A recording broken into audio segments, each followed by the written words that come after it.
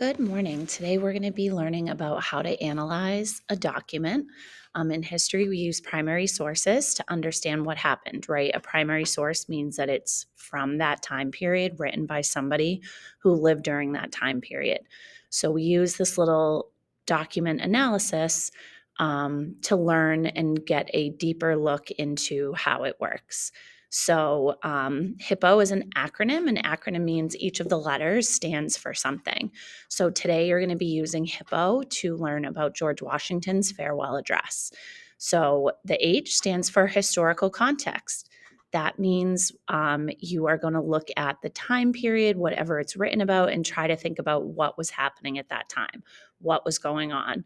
So, for instance, if I asked you like the historical context of the Declaration of Independence, you would say, oh, it's 1776. We have a revolution against the British, and people are trying to figure out what we want to do as the 13 colonies and if we want to become our own independent country. I on HIPPO stands for intended audience. Who is the person it was written for? Not every single document is written for everybody, right? If it's a letter from Abigail Adams to her husband, John Adams, that's not something that was meant to be seen by everybody, right? So the audience is, him looking at it or whatever. But today we read that to understand what people were thinking about back in 1776. The other P stands for purpose. Why was the source produced at the time it was produced? What was the author's goal and what they were writing? How does this connect to historical context? So, again, using our example of the Declaration of Independence, the purpose is to explain why the 13 colonies are in a rebellion and to give the reasons why so they can explain it to the outside world. The second P is point of view. Whoever is the person that wrote that source, what are they bringing to the table? Like, what is their point of view?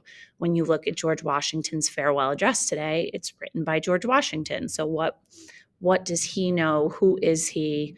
He is a person that was very well respected by the government. The O is outside information. What does this connect to? What's beyond what's in the document? And then S is significance. Why is it important?